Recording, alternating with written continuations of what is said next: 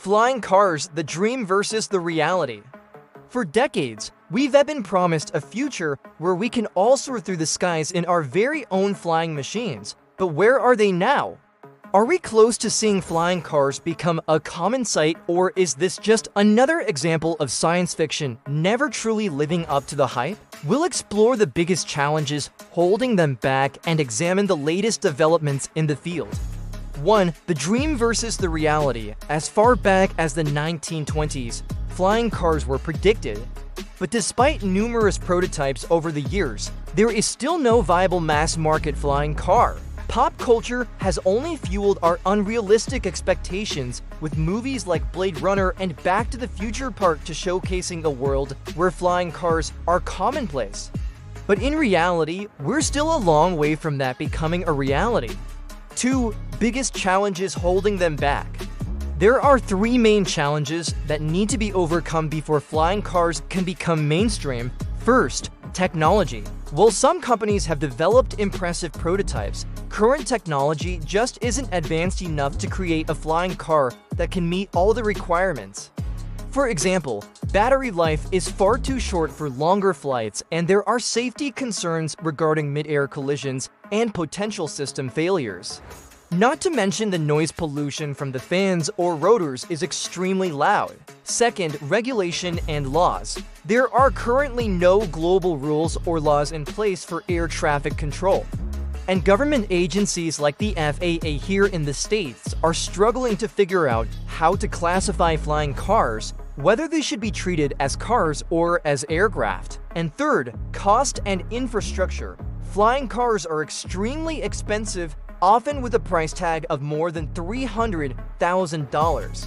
Just take the Terrafuture Transition, for example, which was supposed to be the first flying car on the market, but it's been delayed for years and will likely never be produced.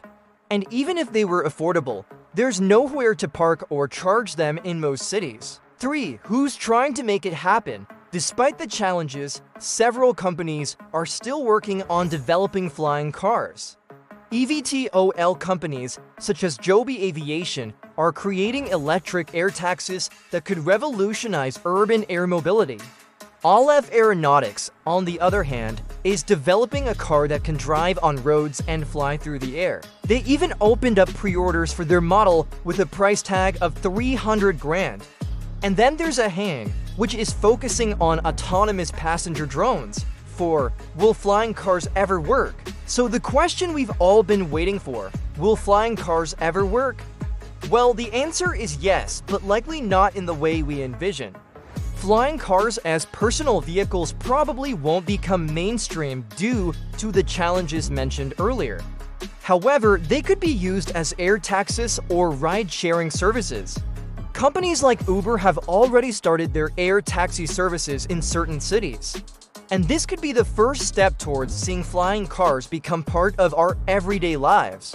But it's crucial to remember that this will only work if we can also develop AI air traffic control to avoid chaos in the skies.